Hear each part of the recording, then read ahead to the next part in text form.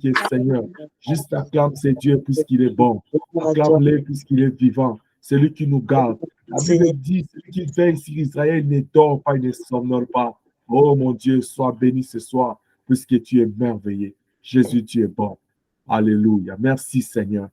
Nous apprécions ta présence ce soir, bien-aimé, et nous bénissons la présence de notre Dieu enseigné. Bienvenue à ce soir où nous parlons de l'envahissement divin, où nous parlons de l'envahissement de Dieu dans la vie d'un homme. L'impact quand Dieu a envahi ta vie, qu'est-ce qui va s'en suivre? Qu'est-ce qui va se passer? Nous étions en train de parler depuis le dimanche sur notre dimension de l'envahissement. Nous allons lire notre texte de base dans le livre de Luc, chapitre 1er. Luc, chapitre 1er. Le verset 34 au verset 38. La Bible dit ceci. Marie dit à l'ange, comment cela se passera-t-il puisque je ne connais point d'homme? L'ange lui répondit, le Saint-Esprit viendra sur toi et la puissance du Très-Haut te couvrira de son ombre. C'est pourquoi le Saint-Enfant qui naîtra de toi sera appelé Fils de Dieu. Voici, Élisabeth, ta parenté, a conçu, elle aussi, un fils en sa vieillesse, et celle qui était appelée stérile est dans son 6e mois. Car rien n'est impossible à Dieu. Marie dit, je suis la servante du Seigneur, qui me soit fait selon la parole de l'Éternel. Béni soit le Seigneur. Je disais, béni soit le Seigneur. Amen. Amen. Est-ce que tu es dans la joie d'écouter la parole de Dieu ce soir? Amen. Gloire au Seigneur. Bien-aimés, nous sommes en train de parler d'une autre dimension dans l'envahissement. Ça paraît facile quand l'ange visite Marie, quand nous lisons la conversation, mais c'est très lourd, c'est trop difficile. La Bible ne mentionne pas quelque part là où Marie avait déjà eu cette habitude-là, cette manière-là de converser avec Dieu, de parler, de dialoguer avec Dieu par l'entremise de l'ange. La Bible ne dit rien. La Bible mentionne pour la première fois. Quand on mentionne Marie, la première des choses particulières dans sa vie, l'ange vient avec une parole. Et bien aimé, ce n'est pas n'importe quel message. C'est pourquoi Marie avait raison de prendre la défense. Il dit, comment cela va se passer? Comment cela se passera-t-il? Parce que je suis juste là fiancée, je n'ai pas encore connu d'homme. Mais tu viens, tu me dis, Dieu, oui, je suis une croyante pratiquante puisque je suis juif. Je respecte la loi. Au-delà du fait que je crois en Dieu, mais j'ai aussi la peur que non, si je ne respecte pas la loi et que je tombe enceinte là, je serai lapidé. Mais ce que tu me dis, c'est Dieu. Je comprends, c'est Dieu. Mais ça va se passer comment? Je voudrais dire à quelqu'un ce soir, la vie chrétienne, elle n'est pas facile. Est-ce que tu m'entends? Amen. Servir Dieu là, ce n'est pas facile. Recevoir l'appel, être élu de Dieu, parler de la part de Dieu, prier le Seigneur, croire en Christ, servir le Seigneur, offrir, donner pour Dieu, ce n'est pas facile. J'étais en train de dire, ou je voulais dire, s'engager ou choisir à s'engager sur le chemin de faire le bien, le chemin de ce qui est agréable, le chemin de ce qui est bon, ce n'est pas facile. Même quand la Bible dit marchez selon l'esprit et vous n'accomplissez pas les désirs de la chair, la Bible commence par dire les désirs de la chair sont contraires à ceux de l'esprit. Quand on dit contraire là, c'est-à-dire il y a un combat. Et quand on parle du combat, c'est-à-dire la victoire n'est pas facile. Il faut que tu te battes. Il faut que tu mérites. Il faut que tu remportes pour qu'on te donne la coupe. Est-ce que quelqu'un est d'accord avec moi? Amen. Ça paraît facile depuis que nous sommes en train de parler. Quand je médite, je dis, mais tiens, regarde. Est-ce que c'était facile pour Marie d'accepter ces choses? Mais j'ai compris que ce n'était pas Marie seule. Tous ceux qui ont reçu l'appel de Dieu, tous ceux qui ont reçu le surnaturel, la visitation de Dieu, ce n'était pas facile. C'est pourquoi je te donne ce crédit. Ce n'est pas facile toujours de prendre une décision pour Dieu. Ce n'est pas toujours facile de discerner ce qui est de Dieu.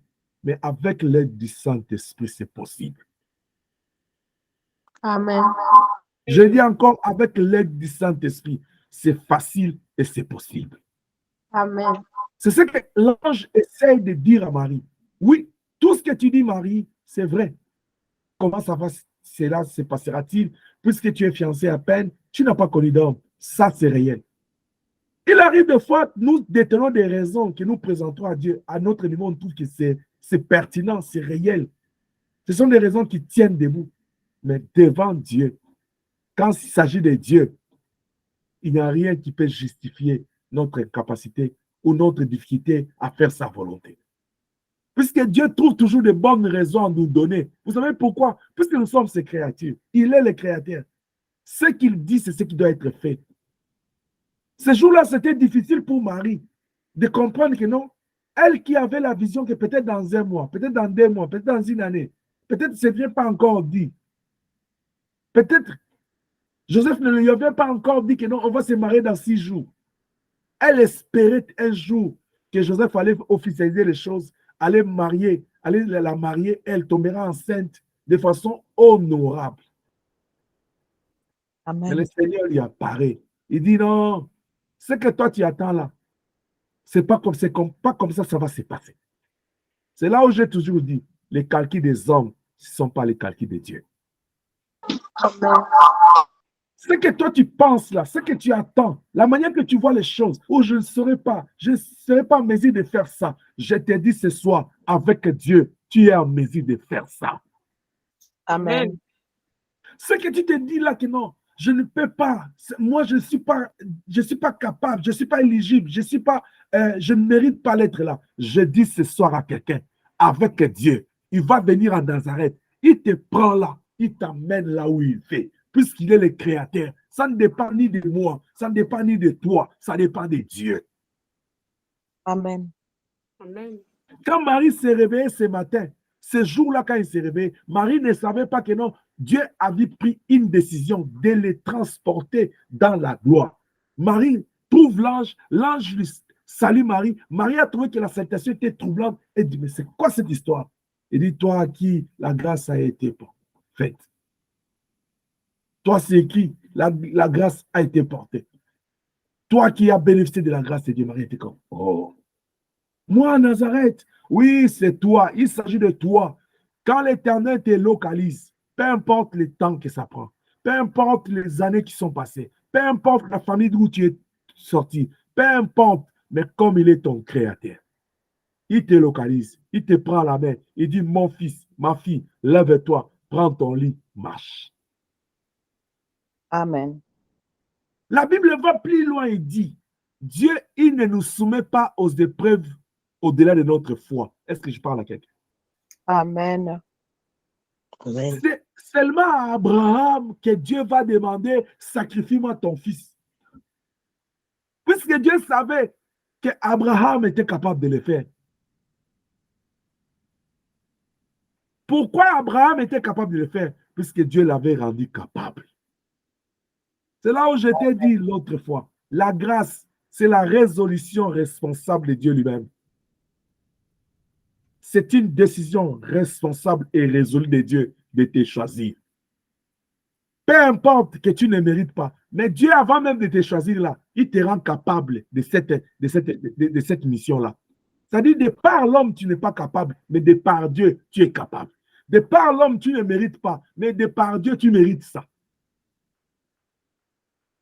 C'est pourquoi si, hier, nous avons défini la grâce comme une faveur imméritée, oui, de par l'homme, nous ne méritons pas. Mais de par Dieu, nous méritons, puisque lui-même, avant de nous choisir, il nous rend capables. Il nous donne les moyens, il nous donne les capacités. Amen. C'est pourquoi vous voyez, quand le diable vient vers Dieu, il dit, donne-moi. Tu vois, Job, il a dit tout ce que vous connaissez. Dieu lui dit quoi? Va. Vous savez, avant que Dieu dise va, oh Jéhovah, il avait déjà rendu Job capable de résister à l'épreuve. Et Dieu savait que Job n'allait pas céder. Vous savez pourquoi? Parce que Dieu n'aime pas la honte. Dieu n'aime pas se déshonorer. Il aime la gloire. Dieu ne pouvait pas envoyer les diables qui les cherchaient de tous les temps pour l'humilier. pour les rendre incapables. Dieu lui donne une occasion. Après, Dieu lui-même se dispose. C'est comme je vous dis. Vous avez déjà, généralement dans nos pays, là, quand un président organise l'élection, lui-même, il a déjà rangé des choses pour qu'il passe. 90% des choses, il va passer. Vous êtes d'accord avec moi? Donc, il est là, il arrange. Même quand les choses sont, il arrange des choses. Premier mandat, deuxième mandat, il arrange. Vous savez que celui qui m'a dit ça, c'était, je me rappelle, un jour, je parlais avec un pasteur. Son oncle il était dans l'équipe il était dans la maison civile d'un des présidents de notre pays là. Après, le président là, il fait partie de l'équipe, comment j'ai appelé ça? Comment on appelle ça? Service, c'est ceux qui s'occupent de la famille présidentielle là. Il le fait partir, maison civile. Il le fait partie de la maison civile des chefs de l'État. Il l'envoie au CENI là. Et il devient un membre influent au bureau de CENI. Moi, je dis à mon frère là, je dis, vous voyez votre frère là, le président là, il ne va pas passer. Il dit, pasteur, attends, laisse tomber.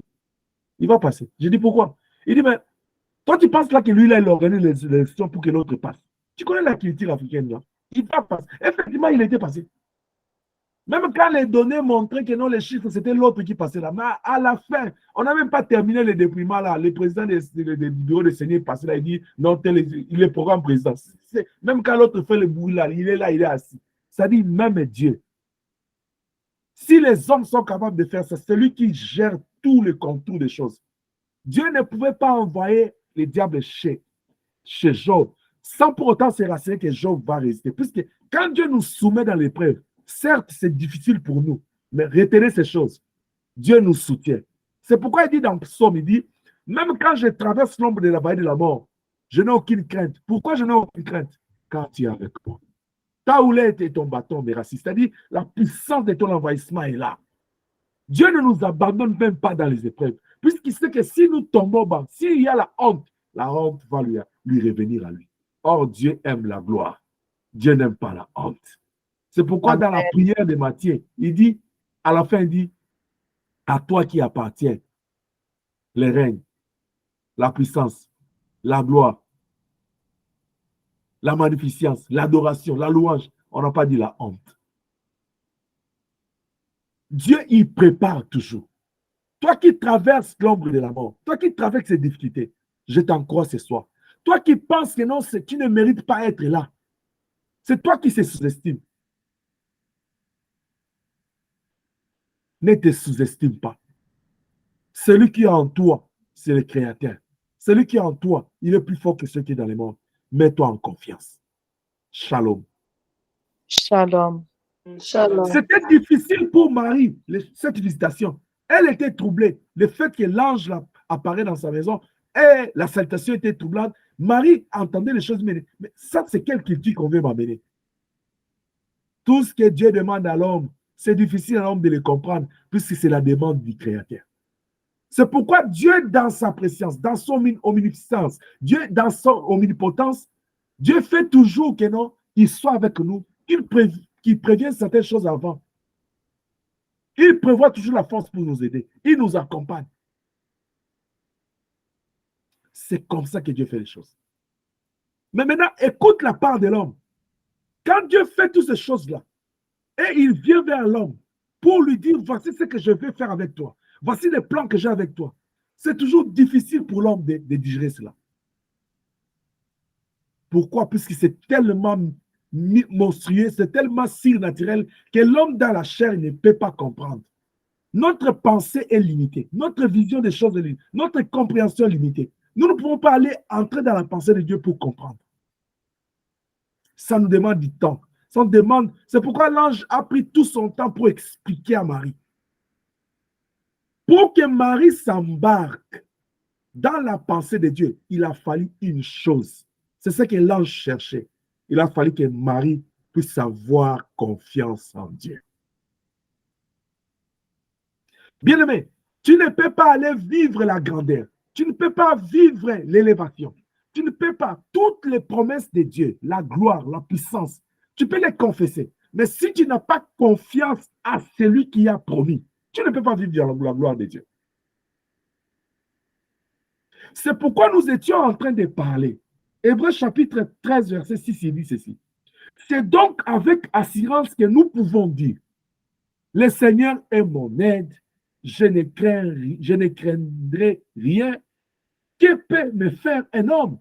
C'est-à-dire, c'est avec assurance. Nous avons défini la confiance comme étant un sentiment d'assurance et de sécurité qu'une personne ressent en lui pour aller se confier dans une autre personne. C'est-à-dire, si moi je veux me confier à Papa Félix, je dois sentir en moi la sécurité que non, si je me confie en lui là, j'ai l'assurance que non, il va me soutenir, il va me protéger, il sera là pour moi. Alors je vais aller, je vais compter sur lui. Tu ne peux pas compter sur quelqu'un. Tu ne peux pas compter sur Dieu si tu ne sens pas en ce Dieu-là. Il dégage le sentiment de sécurité. Bien aimé, la vraie sécurité se trouve en Dieu. Pourquoi? Il est le créateur. C'est lui qui t'a créé. Dieu t'a créé pour sa gloire. La Bible dit au commencement, Genèse 1, 26, dit faisons l'homme à notre image. Regarde l'importance qu'il donne à la poussière de la terre. Il prend la poussière de la terre, mais il dit il veut faire son image. La terre n'était même pas la matière qui ressemblait à la gloire. Devant les trônes, là, on ne parle pas de la terre. On parle de pierres précieuses qui n'existent même pas dans ce monde. Dieu pouvait prendre l'émeraude, il pouvait prendre saphir, il forme l'homme, puisque c'est ce qui représente sa gloire. Est-ce que je parle à quelqu'un? Amen. Dieu va prendre la poussière de la terre. Mais quand il prend la décision, c'est pourquoi je l'appelle un Dieu responsable. C'est-à-dire, quand il prend une décision, il assume ça. Il dit, je vais faire de la poussière de la terre mon image. Quand Dieu prend la poussière de la terre, il transforme cela, il donne la forme à l'homme, Dieu va souffler dedans. Il souffle dedans. Celui qui t'a créé là, belle, qui t'a créé intelligent, qui t'a créé, qui fait des choses dans ta vie, c'est le créateur de ta vie. C'est lui le Dieu vivant. Tu lui dois la confiance. Il n'y a pas d'autre endroit, il n'y a pas un autre endroit où tu peux te sentir en sécurité. La nature elle-même ne nous enseigne-t-elle pas? Regardez même un bébé, un enfant, un nourrisson même. Quand il est dans la main de sa maman, il se sent en sécurité, juste la chaleur de sa mère, juste la chaleur d'un proche, il se sent en sécurité. À combien plus forte raison, la Bible dit, ta vie est cachée en Jésus. Première barrière, dans les lieux célestes. Deuxième barrière, auprès de Dieu. Troisième barrière. C'est-à-dire, pour que le diable puisse t'atteindre, il a 3 étapes à franchir. Or, de toutes ces 3 étapes-là, personne ne lui donnera accès à ta vie. C'est pourquoi il a été dit à Pierre dans Jean 14, 30, le prince de ce monde, dans Jean 14, 30, il dit, le prince de ce monde vient contre moi, il n'a rien à voir. Après, il dit à Pierre, le prince de ce monde t'a demandé pour te cribler, j'ai prié pour toi. C'est-à-dire, même le diable, pour t'atteindre, il sait que tu es en sécurité. C'est pourquoi il ne fait que rôder. Je l'ai toujours dit, s'il était capable, vous voyez quelqu'un comme moi là, si le diable était capable, si le diable m'avait déjà, il avait déjà mis la main sur moi, longtemps, longtemps. Il pouvait faire de moi une destruction méchante, juste par le fait que non, il sait que je parle de la part de Dieu. Juste par le fait qu'il veut te nuire à ta vie, puisqu'il sait que non, je suis un canal de bénédiction pour toi. Est-ce que quelqu'un peut dire amen? Amen, amen. Le diable sait que non, si quelque chose t'arrive, tu vas crier papa. Il dit, ah, on va frapper les bergers. Les brebis vont se disperser.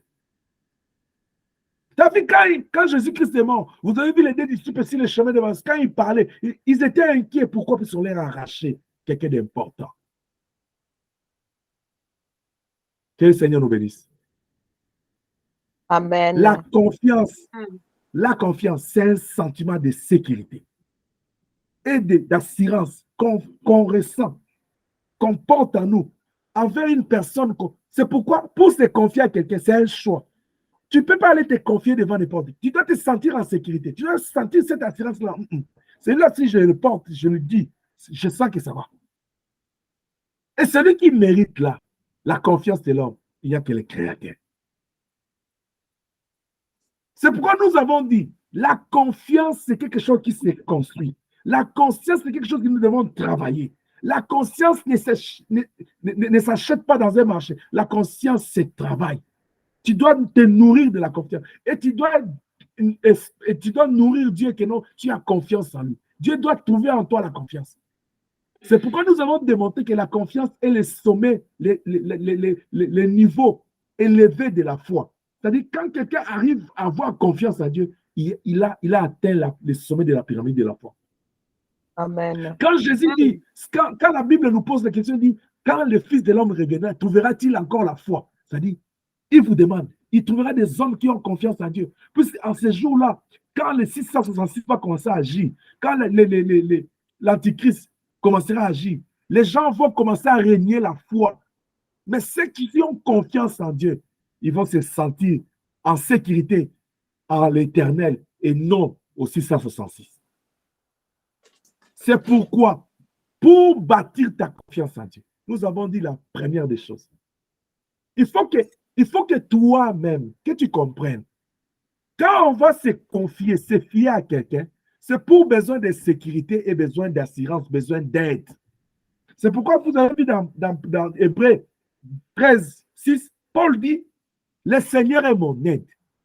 Je dois me confier en lui, je dois compter sur lui, je dois m'abandonner à Dieu puisqu'il est mon aide. En dépit qu'il est le Créateur, il est mon aide. Il est mon soutien, il est mon appui. La Bible dit dans Romains dit que ceux qui sont forts soutiennent les faibles. Pour nous, celui qui est fort, c'est Dieu. C'est pourquoi la Bible dit, je puis tout par celui qui me fortifie. Étant donné que c'est Dieu qui est fort, quand on parle de la force de Dieu, c'est-à-dire qu'il est puissant. Il est au-dessus de tout. Il est le très haut. Il est l'être suprême. Alors nous devons compter sur sa force. La Bible dit, tous ceux qui comptent, espèrent à l'Éternel, ils font quoi? Ils renouvellent leur force. Est-ce que quelqu'un m'entend? Amen. Amen. Amen. Quand la vie te terrasse, quand tu sens que les choses ne marchent pas, quand tu sens que tout est bloqué, confie-toi à l'Éternel, lève tes mains et invoque. Dis-lui seulement, Dieu d'Abraham, envahis-moi, que ta grâce surabonde ma vie. Je suis au bout. Ne te laisse pas. Je suis en train d'expliquer quelque chose là. Vous savez, quand quelqu'un est debout, on a mis un poids sur lui, et qu'il reste debout longtemps, il commence à sentir que ça commence à peser. Qu'est-ce qui va se passer? Quand on ajoute, lui, il va commencer à descendre, puisqu'il devient faible. C'est comme ça avec les difficultés, les défis de la vie. Quand tu prends le poids des choses, toi, tu commences à te fondre, à baisser la confiance, à baisser le régime de la résistance. Et à ce moment-là, qu'est-ce qui se passe? Le problème prend le dessus sur toi. Ça commence à te réduire. Tu te réduis. Oh, je parle à quelqu'un. Ne laisse pas la vie te réduire. Tu es un enfant de Dieu. La Amen. Bible dit, pourtant nous sommes des dieux, nous mourons comme des humains. Parce que nous laissons nos pensées, nous laissons nos émotions, nous laissons les désirs, nous laissons nos sentiments nous envahir. Et tout ce temps-là, c'est ce qui est négatif qui détruit notre foi. La foi, c'est quelque chose de précieux que tu dois garder.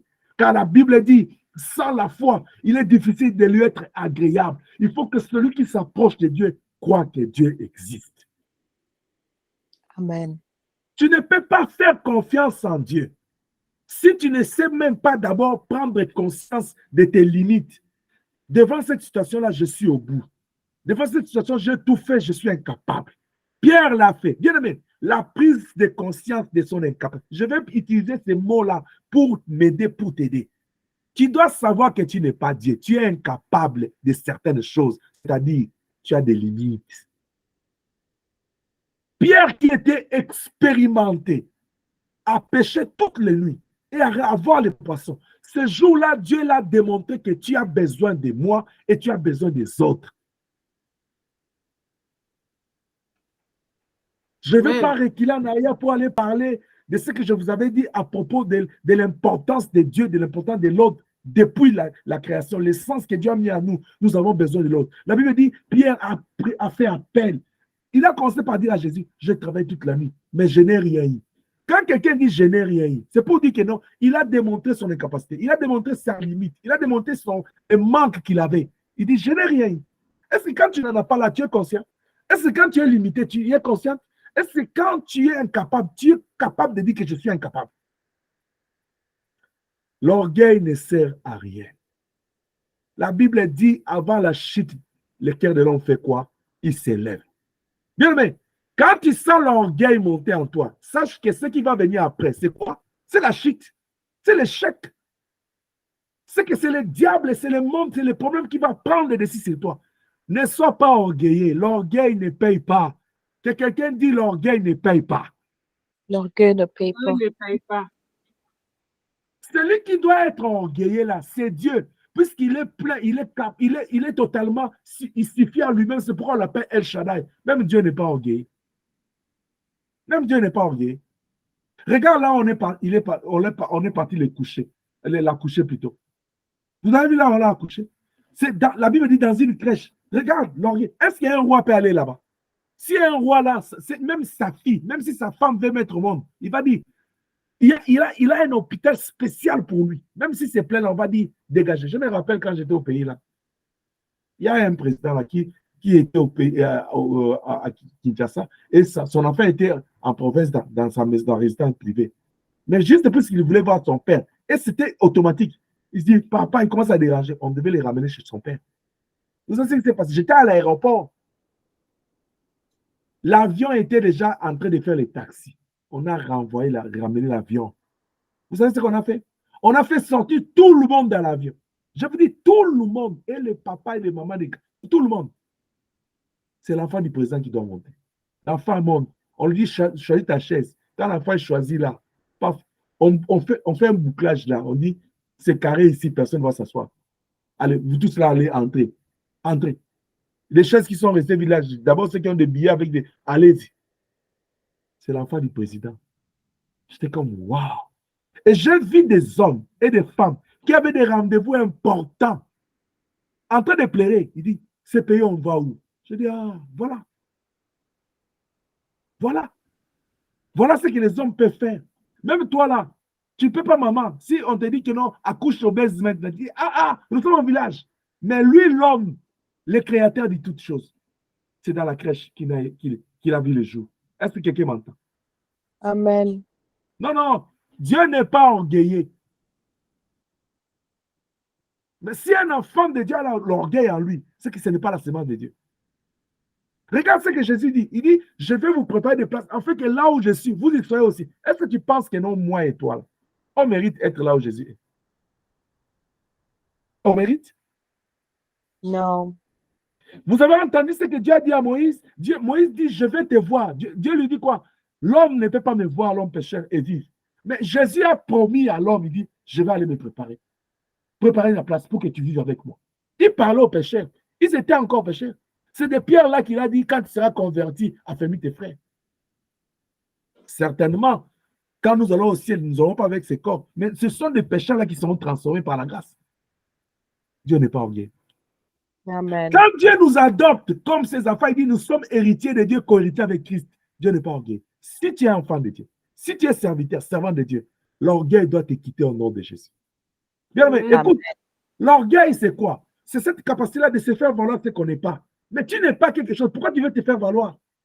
C'est comme quelqu'un qui se ferme les portes et dit, je me contenterai de ma maison sans lit, sans chaise. Même si les voisins, ils ont des chaises dans mon frigo, moi, je ne vais pas les avoir. Ce qui perd, c'est toi qui perds. Quand je m'enorgueillis, quand je monte dans l'orgueil, j'empêche l'autre à venir m'aider. Qui perd? Ce n'est pas l'autre qui perd. Ce n'est pas Dieu qui perd, c'est toi qui perds. L'orgueil ne paye pas. Est-ce que quelqu'un m'entend? Amen. C'est pourquoi il est de ta responsabilité de comprendre que tu ne peux pas faire confiance à Dieu si tu ne sais même pas tes capacités, tes limites. Puisque quand on fait confiance à Dieu, on va aller demander de l'aide.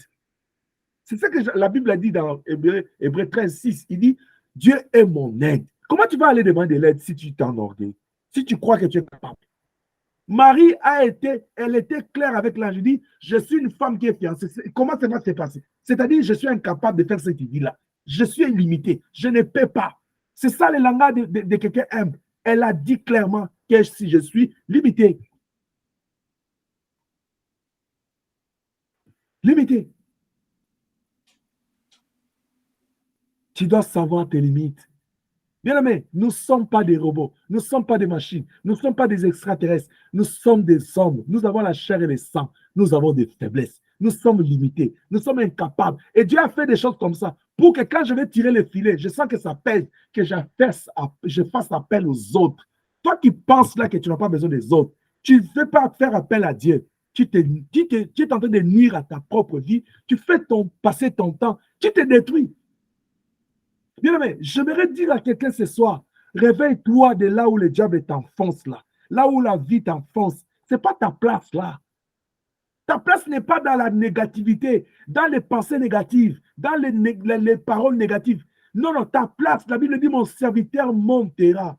Il montera, il s'élèvera plus haut. Tu dois monter, monte au nom de Jésus. Ne pas chercher l'humiliation ou bien l'abaissement. Ça, ce n'est pas ta place. La Bible dit, nous serons de la tête et non de la queue. Mais cela ne veut pas dire que nous sommes capables d'y arriver. Nous pouvons faire les premiers pas, les deuxièmes, peut-être les troisièmes pas, nous avons besoin de l'aide. Nous avons besoin qu'on nous pousse. Nous avons besoin qu'on nous soutienne. Amen. C'est pourquoi la Bible dit, il dit, prends ton lit et marche. Cet homme-là avait besoin même de la parole pour qu'on lui dise, pour qu'il se lève. Je ne suis pas complet. Tu n'es pas complet. Nous avons besoin de l'aide. C'est pourquoi il faut toujours te demander. Il faut connaître tes limites. Deuxième chose, quand quelqu'un connaît ses limites, il connaît son incapacité. Chaque fois devant une situation, il faut que tu sois capable d'avoir d'identifier qu'est-ce que je ne suis pas capable de faire ici. Qu'est-ce que je suis capable de faire? Fais ce que tu es capable de faire, puisqu'il y a ta part, il y a la part de Dieu. Deuxième chose, il faut que tu aies la prise de conscience de la puissance, de la grandeur glorieuse de Dieu. Tu dois avoir la prise de conscience de la puissante, grandeur glorieuse de Dieu. La grandeur de Dieu est puissante. Et tu dois avoir conscience à ça. Tu dois prendre conscience que non, la grandeur de Dieu là, elle est puissante et elle est glorieuse. Elle est puissante pour te prendre comme Marie à Nazareth, pour faire d'elle la mère d'un sauveur. Elle est glorieuse puisque ce qui va naître de toi, ça sera appelé œuvre de Dieu Tout-Puissant. Dieu prend Marie à Nazareth et l'élève dans sa puissance. Aujourd'hui, on parle de Marie.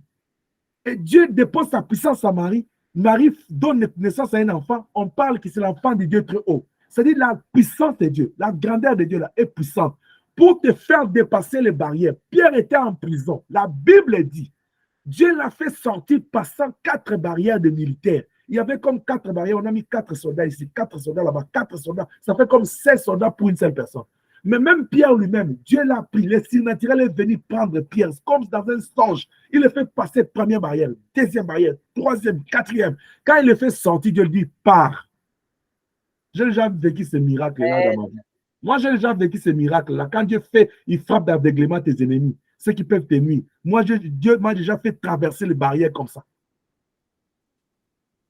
Il me fait traverser. Et moi-même, j'entends la voix, il dit, prends gauche, prends droite. Je peux te faire ce témoignage-là un jour. Je me retrouve là-bas. C'est comme quand je me retrouve là-bas, je vois comme il y a un voile qui tombe de mes yeux. Je dis, oh, je me retrouve où? Je regarde derrière, je dis, c'est moi qui ai passé là. Je dis, gloire soit rendue à Dieu. Il y a des choses qu'il n'y a que Dieu qui peut faire dans ta vie. Et quand tu regardes, tu réalises que la grandeur de Dieu est là. Amen.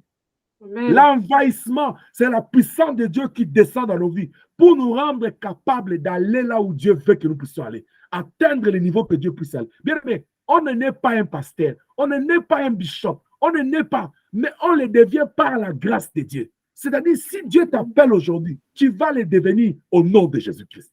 Amen. Et moi, je déclare de toi, je veux qu'il y ait des servants, des serviteurs de Dieu élevés dans la grandeur. Que vous puissiez aller faire des choses que moi, je n'ai pas pu faire pour la gloire de Dieu, pour le royaume.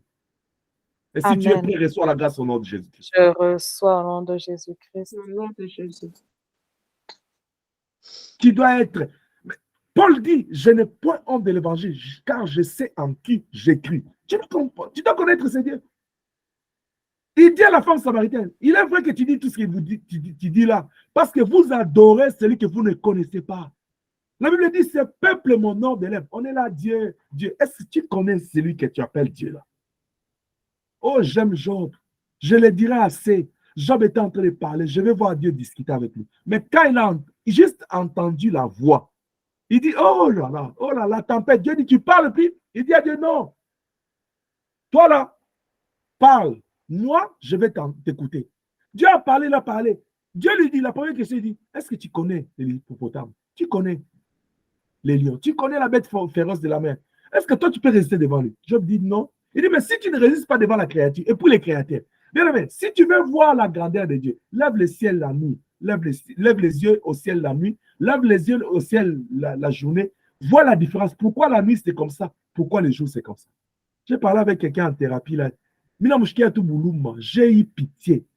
Quand il dit, c'est pas, nous ne croyons que ce sont les gens, les blancs qui pensent, qui sont pas dans la foi. Mais j'ai toujours dit, quand tu vois un blanc dans la foi là, c'est qu'il est vraiment dans la foi.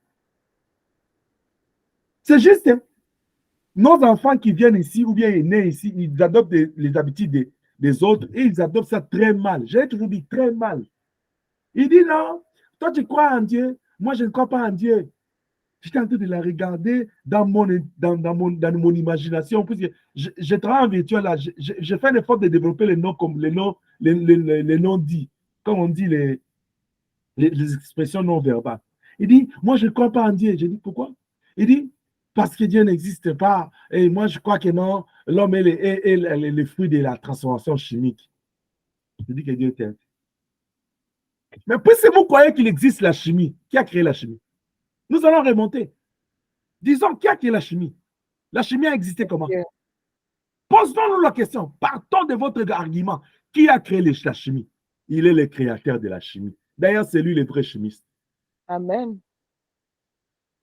Nous tous, on étudie la médecine, on sait que non, quand quelqu'un a la tension, il ne faut pas lui transmettre le chlorure de sodium puisqu'il y a le sel. Qui vous a dit? Quand lui, il a dit que non, il a pris la poussière de la terre là. Vous l'avez vu où dans un laboratoire en train de doser le sucre, le sel. Il a dit, il a soufflé, il a donné la vie. C'est un vrai chimiste.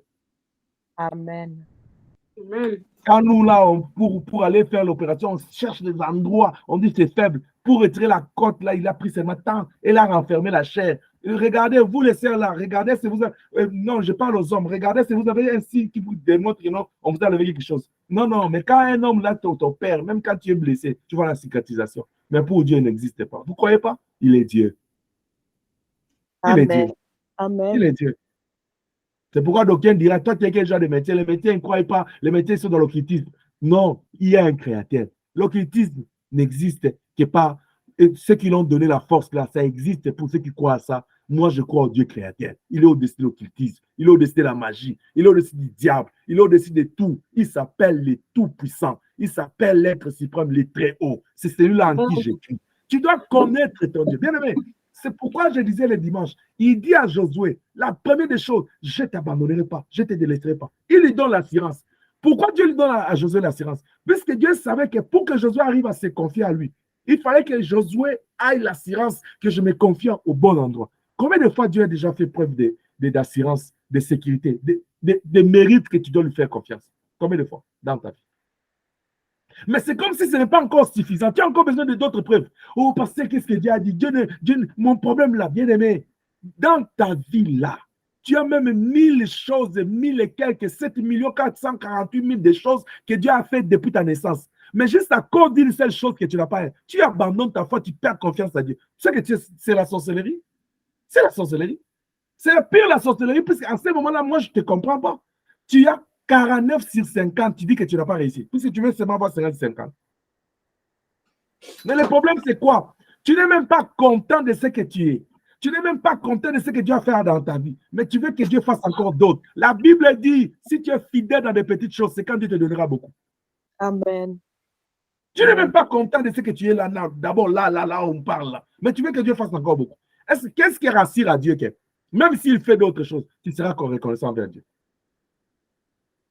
Non, tu sais pourquoi? Puisque ton esprit est limité.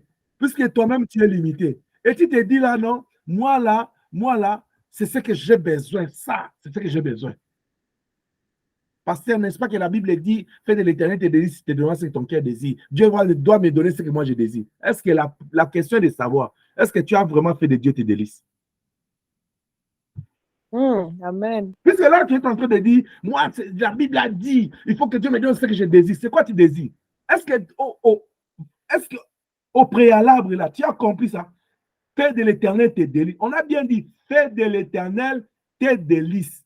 Il te donnera ce que ton cœur désire. Comment toi, tu prends les derniers morceaux, la proposition coordonnée là? C'est comme ça qu'on appelle ça? La proposition subordonnée. C'est ce que toi, tu as pris. C'est ça, c'est comme ça qu'on appelle ça. Mais la proposition principale, là, toi, tu négliges. C'est comme la Bible dit, j'aime que tu sois en bonne santé, que tu prospères en tous égards, comme prospère l'état de ton âme. Tu as dit, mais je suis malade, je ne vois pas la bénédiction. Mais est-ce que ton état d'âme là prospère?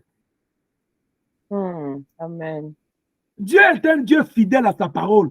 Toi, tu es en train de tenir Dieu seulement pour qu'il accomplisse ses promesses. Mais il est aussi fidèle dans ses principes. Il a dit, fais de lui ses délices. Quand la Bible dit, cherchez premièrement le royaume des cieux et toute sa, on dit, et toute sa justice. On n'a pas seulement dit chercher le royaume des cieux. On dit, et toute sa justice. Toute sa justice. La justice du royaume des cieux. Est-ce que tu cherches la justice de la parole? Cela veut dire quoi? Cela veut dire que quand tu crois à la parole, toi-même, tu dois marcher dans la justice. Même quand cela ne te semble pas bon, tu dois écouter, faire la volonté de Dieu.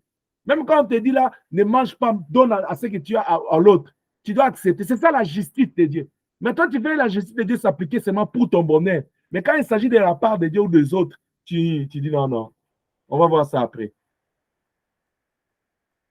Tu dois connaître Dieu. C'est pourquoi quand Dieu rassure Josué, il lui dit maintenant, il dit que ce livre de la loi ne s'éloigne pas de ta bouche. C'est-à-dire, tu dois connaître Dieu. L'ange prend le temps d'expliquer à Marie qui est celui qui l'a envoyé. Marie connaissait le Dieu d'Israël. Il lui dit, celui-là qui m'a envoyé là, il est le Tout-Puissant. Le Seigneur va le faire, car rien n'est impossible à lui. C'est-à-dire, à la connaissance que Marie avait, on lui a ajouté encore un autre. Bien aimé, la Bible dit quoi? À côté de la foi, ajoute la connaissance. Est-ce que toi, tu es préoccupé à ajouter la connaissance de Dieu en toi tous les jours? Tu as connaissance de ce Dieu-là de 1200. Aujourd'hui, on est en 2023, on va entrer en 2024. Toi, tu as encore la connaissance de Dieu de 1100. Le Dieu d'hier, de longtemps. C'est ce Dieu-là que tu as. Le Dieu qui guérit les maux de tête. Le Dieu qui guérit les maux de ventre. Celui qui ne peut pas guérir les maladies graves, dégénératives, c'est que les médecins ont déclaré comme incapable de guérir. Toi, tu n'es pas dans ça. Non, on parle du Tout-Puissant. On parle de celui en qui rien n'est impossible. Tu dois connaître la puissante grandeur glorieuse de ton Dieu. Est-ce que je parle à quelqu'un? Amen. Non, Amen. mais si tu ne connais pas la grandeur de ton Dieu, comment tu vas te confier en lui? Le problème se pose là. Marie avait la connaissance. Vous savez, les Juifs n'allaient pas à l'école comme toi, tu vas à l'université là. L'école des Juifs, c'était le judaïsme. C'est-à-dire, ils étaient instruits dans la loi. La loi et les prophètes, c'était leur matière. Quand toi, tu vas là pour apprendre la chimie, la biologie, c'était le parchemin. Ils étaient en train de voir, ils connaissaient. Tu es là, si je te demande, dis-moi le 10 commandements par cœur. Dis-moi le 10 commandements. Peut-être même les premiers là, tu ne connais pas. Même juste les 10 commandements.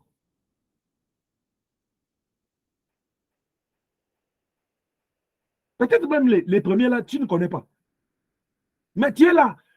Dieu m'a promis, Dieu m'a promis. Mais qu'est-ce qu'il t'a demandé? C'est pourquoi les disciples sont arrivés vers Jésus et disent, quel est le plus grand commandement de toute la loi? Il dit, ah, vous êtes encore rendu là-bas. Ok, je vais simplifier les choses. Aimez l'Éternel, votre Dieu. Aimez votre proche. Il leur donne des choses sur 10 là. Est-ce que l'homme est capable de le faire? Tu vois, Dieu, il vient toujours aménager pour l'homme. Quand dans les évangiles, Jésus réduit les 10 commandements à 2, Jacques va aller réduire ça à 1. Jacques chapitre 2, verset 8, il dit quoi? Il dit la loi du royaume, c'est-à-dire l'amour de Dieu. C'est-à-dire, nous devons avoir l'amour. 1. C'est-à-dire, si tu es un enfant de Dieu, là, tu dois habiter de l'amour pour Dieu, l'amour pour les autres. C'est comme j'ai toujours dit. Des fois, là, on est en difficulté d'aimer les autres, puisqu'on ne s'aime même pas. C'est pourquoi je suis en train de commencer à réfléchir. Je vais faire un pas vers enseigner l'homme. L'homme doit commencer par tourner les regards sur lui-même. Il y a beaucoup de choses que nous devons parler. Nous devons d'abord commencer par aménager notre personnalité, notre personne d'homme pour qu'on avance avec Dieu. Deuxième chose, il faut que tu puisses prendre la conscience de la puissante grandeur de Dieu. Que rien n'est impossible à ces dieux. Si tu es convaincu que rien n'est impossible à Dieu, même quand ça vient la nuit, tu vas te dire que j'ai un Dieu qui ne dort pas. Même dans tes ennuis, tu vas dire que je sais, j'ai un papa capable et responsable. Mais tu te plains pourquoi? Parce que tu oublies la grandeur de ton Dieu. Même le diable, des fois, il se demande, il dit, mais regarde, laissez-les crier là, on sait là, on va les avoir. Bien-aimé, réveille-toi, réveille ta conscience. Tu as un Dieu puissant. Je dis à quelqu'un, tu as un Dieu capable. Tu as un Dieu de l'impossibilité. Tu as un Dieu grand. Tu as un Dieu redoutable. C'est lui le créateur. La Bible dit, il tient le monde entier dans sa main. Tu n'es pas n'importe qui. Lève-toi dans la foi. Lève-toi dans la confiance. Confie-toi en Dieu. Il mérite ta confiance. Pas énorme. Pas énorme. Amen. Troisième chose, quand tu prends conscience de tes capacités et tu prends conscience de la puissance de Dieu, la troisième chose, il faut que tu aies la prise de conscience du besoin que tu as à avoir, à recevoir l'aide de Dieu, à chercher l'aide de Dieu. Les besoins de l'aide de Dieu, là, tu dois être conscient de ça. Je parle toujours de la prise de conscience, de ton incapacité, la prise de conscience, de la grandeur de Dieu, la prise de conscience du besoin de l'aide de Dieu dans ta vie. Tu as besoin de l'aide de Dieu dans ta vie. Et tu dois être conscient de ça. C'est pourquoi la Bible dit, tu vas aller, que quelqu'un m'apprête Joël chapitre 3, verset 10. Un autre apprête Philippiens 4, 13. Joël chapitre 3, verset 10. Philippiens 4, 13. C'est pourquoi la Bible dit dans Psaume 60, verset 12, il dit avec Dieu. Qu'est-ce que la Bible dit? Moi, je vais aller là-bas. Un autre tu peux aussi écrire, peut-être je ne vais pas les lire, Matthieu chapitre 19, verset 26. Qui est prêt? Qui est déjà tombé sur un verset que j'ai donné là, il peut le donner. Psaume 60, verset 12. La Bible dit quoi?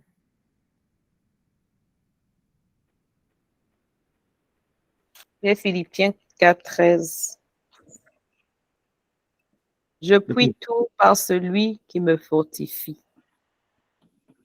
Je puis tout par celui qui me fortifie. Je puis tout par celui qui me fortifie. Tu as vu? Si tu as la connaissance, si tu as la connaissance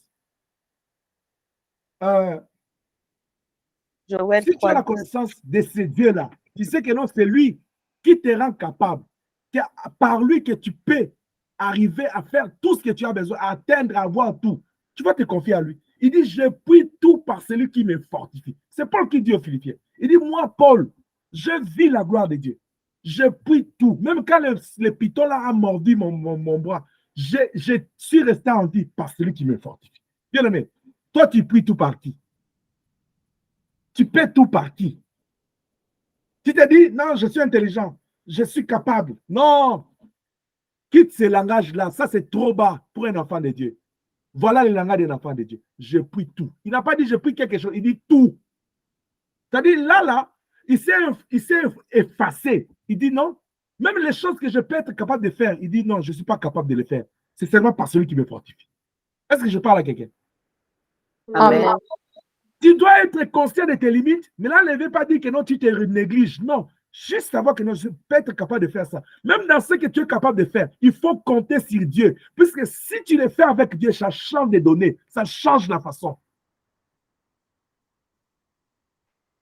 Après avoir pris conscience que tu as besoin de l'aide de Dieu, la dernière des choses à faire, tu dois prendre la décision. La prise de décision de te fier à Dieu. Puisque tu connais tes faiblesses, puisque tu connais tes limites, puisque tu connais tes difficultés à atteindre cette histoire, et tu connais la grandeur de Dieu, la puissance de Dieu à t'amener là, est-ce que tu es aussi conscient que non, j'ai besoin de l'aide de Dieu? À ce moment-là, tu vas te confier à lui, tu vas t'abandonner, tu vas l'invoquer. Tu ne peux pas invoquer Dieu correctement si tu ne prends pas conscience que non, je suis incapable, je suis limité, et que Dieu est capable, j'ai besoin de lui. David est arrivé devant Goliath, il a vu la grandeur de Goliath. David a dit, Vous savez ce que les autres ont fait? Les autres ont vu seulement leur incapacité et se sont arrêtés là. C'est ce que nous faisons beaucoup. Tu vois les problèmes, tu dis, je vais commencer par où? Je vais terminer. Parce que c'est difficile. Non, c'est bien de comprendre que c'est difficile. Comprendre que c'est difficile, ce n'est pas un péché, ce n'est pas un défaut. C'est juste la première étape pour se mettre en confiance en Dieu. Deuxième chose, passe en deuxième vitesse. Engage la deuxième vitesse. Dis, oh, je suis limité, mais je m'appuie sur Dieu. David s'est appuyé sur Dieu. Amen. Vous savez comment est-ce qu'il passe à la troisième vitesse? La Bible dit que non. Il a commencé par dire à Goliath, il dit, l'Éternel qui m'a donné la victoire dans la forêt là, il va me donner la victoire sur toi. C'est-à-dire, David a invoqué, il a compté sur Dieu, il a démontré à Dieu les besoins de son aide à ce moment-là. Il dit, toi là qui m'as sauvé dans la forêt, viens ici. Tu es le même, tu n'as pas changé. Mhm. Amen. Il a dit ça à Saoul, il l'a fait. Bien aimé, tu dois apprendre à te confier en Dieu. C'est en Dieu qui a ta force. Je l'ai dit au départ, tous ceux qui se confient à l'Éternel renouvellent leur force. Joël chapitre 3, verset 10. Qu'est-ce que la Bible dit là-bas? Joël 3:10. De vos oignons, forgez des épées, et de vos serpes des lances. Que le faible dise, je suis fort. Alléluia. Qu'elle est faible. La Bible a dit qu'elle est faible. C'est-à-dire, même Dieu sait que nous sommes faibles. Même Dieu sait que nous, à un niveau quelconque, nous sommes limités. Il n'y a que nos ancêtres dans les jardins d'Éden, ils n'ont pas eu à comprendre ces choses. Peut-être qu'ils n'avaient pas la révélation. On ne peut pas les condamner, les en vouloir. S'ils avaient compris qu'à ce stade-là, quand ils ont vu, Ève a vu que le fruit était bon à manger. Ils pouvaient dire, ah, c'est bon, mais Dieu n'a pas dit. Seigneur, aide-moi à ne pas manger ça, puis ça commence à devenir tentant. Quand tu sens que la chair commence à céder, tu commences à réaliser que tu es incapable. Espère à l'Éternel. Quand tu sens que ça commence à t'envahir, non, lève-toi et crie vers Dieu. Bien aimé, je disais l'autre fois que Dieu est capable d'interpréter même les langages des lèvres. Tu n'as pas besoin de t'agenouiller, de faire toute une journée de la prière. Juste, Seigneur, j'ai besoin de toi. Amen. Il entend ce genre de prière. Amen. Juste élever ta voix, tu dis, Seigneur, prends la situation, prends le contrôle. Dieu entend ce genre de prière. Ce qui attire Dieu dans la prière, ce n'est pas les paroles, les nombres de paroles. C'est pourquoi la Bible dit, ne croyez pas multiplier les paroles que vous allez convaincre Dieu. C'est le cœur là de la foi, de la confiance qui invoque Dieu. Est-ce que je parle à quelqu'un? Amen. Amen. Nous devons avoir et faire confiance à Dieu, puisque Dieu mérite notre confiance. Et je vais te parler vite des 3 choses que tu dois retenir. Pour y arriver, il y a 3 choses que tu dois faire pour bâtir. Je parlais des 4 étapes pour atteindre, pour construire ta confiance. Mais pour y arriver, nous devons d'abord savoir que non, pour faire confiance à Dieu, je dis, il faut se rassurer qu'il est celui qui nous porte de l'aide et en lui, on est en sécurité. Alors, pour y arriver, je vais aussi juste prendre l'exemple de Josué. Quand Dieu lui donne la parole, il dit, je serai avec toi, je ne t'abandonnerai pas. Dieu lui a rassuré. Mais pour maintenant que Josué puisse développer la confiance envers Dieu, vous savez, Dieu fait sa part. Il dit à Josué, il assure Josué qui sera avec lui. Dieu fait tout pour te rassurer qu'il est là avec toi. Même quand nous tombons dans les péchés, il ne nous abandonne pas. Il est maintenant de notre responsabilité de prendre la décision. Vous comprenez que dans les étapes pour construire la confiance, j'ai toujours dit la prise de conscience. C'est-à-dire, la confiance en Dieu, c'est un acte volontaire et c'est le choix de l'homme. C'est l'homme qui prend la décision de dire, je me confie en Dieu. Pour ce faire, la première des choses, pour faire naître la confiance en toi, il faut que tu connaisses la parole de Dieu. C'est dans la parole que tu vas construire ta confiance. Puisque quand tu lis la parole, là, tu vas connaître ce que Dieu veut, ce qu'il est capable de faire, ce qu'il a promis, ce qu'il veut que tu fasses. La parole va te nourrir. C'est pourquoi Jean 17, il dit, sanctifie-la par ta parole, car ta parole est la vérité. Vous connaîtrez la vérité vous affranchira. Tu peux aller lire dans Josué 1:8, comme j'ai dit, Jean 1:1. Jusqu'au verset, Jean 1, jusqu'au verset 4, Jean chapitre 1, verset 1 à 4. Tu peux aussi lire dans notre verset que nous aimons beaucoup, Jean 6, 68. Il dit, où irons-nous? C'est toi qui as les paroles de la vie éternelle. C'est-à-dire, c'est la parole qui donne la vie, qui arrose ta confiance en Dieu. Mais quelle est ta relation avec la parole de Dieu? Toi, tu lis la parole de Dieu seulement quand tu es en ligne. Même quand je prêche là, moins sont ceux qui écrivent. Si je te demande la prédication les sous-thèmes que j'ai commencé avec dans ce marathon, tu es capable de me dire ça? Tu es là seulement là, en train d'écouter. Après qu'on dit Amen, là, c'est la nourriture que tu vas suivre avant. Vite, vite. Le pasteur, il est 19h, le pasteur va aller au travail. Mais comment il continue? Je continue pour le salut de ton âme. Ce qui est important pour moi, que tu puisses créer ta confiance à l'Éternel. Amen. La meilleure façon d'avoir pitié de moi, c'est d'écouter ce que l'Éternel te dit au travers de moi. Et le reste, moi, je ne crains de rien. Dieu va s'en occuper. J'ai déjà vu Dieu, sans travail, il m'a nourri. J'ai vu Dieu, même dans ce pays, même dans cette vie. C'est comme quelqu'un qui pense que non, le pasteur n'a pas de problème. Le pasteur a toujours, le pasteur, il est bien. oui, je suis bien puisque les biens là, celui qui est bon est en moi. Prends soin de moi. Et je sais en qui j'écris. Bien aimé, tu dois nourrir ta confiance de la parole. C'est la parole qui donne la confiance en toi. Écoute, Matthieu 4, il dit quoi? Quand le diable a dit à Jésus, il est écrit. Jésus lui aussi lui a dit, il est écrit. Pourquoi Jésus avait confiance en la parole? Il avait confiance en Dieu qui est en lui. La divinité habitait en lui. Il dégageait la parole. C'est pourquoi il est dit à Ézéchiel, avale les rouleaux. Tu es quel genre d'enfant de Dieu? C'est quoi ton identité? En toi, là-dedans, là, qu'est-ce qu'il y a? Deuxième chose, quand vous allez dans les livres des gens, vous verrez que Jésus dit aux disciples, il dit, si vous ne croyez pas aux paroles, croyez à cause des œuvres. Les œuvres que Dieu a accomplies dans ta vie, dans la vie des autres au travers de ta vie, ou dans la vie des autres que tu vois, la création, tout ce qui nous entoure, les paysages, ça valorise la grandeur de Dieu. Quand tu regardes ça, tu dis, il y a un créateur. Ceux qui ne croient pas là, c'est juste puisqu'ils sont envoûtés, ils sont possédés, ils ont la sorcellerie inconsciente. C'est tout ce que je peux te dire. Il faut que tu connaisses les œuvres de Dieu, que tu vois dans ta vie. C'est pourquoi Psaume dit, mon âme loue l'Éternel, n'oublie aucun de ses bienfaits. Est-ce que je parle à quelqu'un? Amen.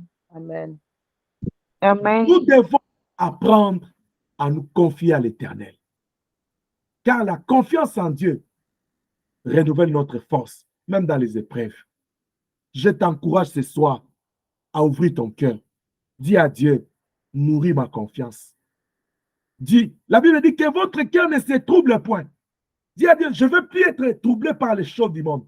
Seigneur, nourris ma confiance. Bien aimé, je t'apporte l'évangile de ce soir pour te dire, tu dois être rassuré et assuré de celui en qui tu as placé ta foi. Tu dois les connaître. Tu ne peux pas aller placer ta foi chez quelqu'un que tu ne connais pas. Puisque tu ne les connais pas, qu'est-ce qui te rassure que c'est le Dieu véritable en qui tu as cru? Tu dois les connaître. C'est pourquoi les disciples de Béret les vérifiaient. Ils étaient en train d'aller valider. Est-ce que c'est lui le créateur? Tu n'as pas le temps avec Dieu. Tu n'as pas d'intimité avec Dieu. Tu n'entretiens pas ta vie spirituelle avec Dieu. Tu ne fais pas des investissements. Tu ne médites pas. Tu ne fais pas l'étude biblique. Oh, la Bible dit la foi vient de ce qu'on entend. Amen. Tu passes beaucoup de temps à entendre autre chose. Tu veux écouter des gens. Oh, tel nom ne m'appelle pas. Mais non, laisse Dieu. Dieu est disposé à t'appeler 24 heures sur 24. Même si l'autre ne t'appelle pas là, Dieu veut t'appeler.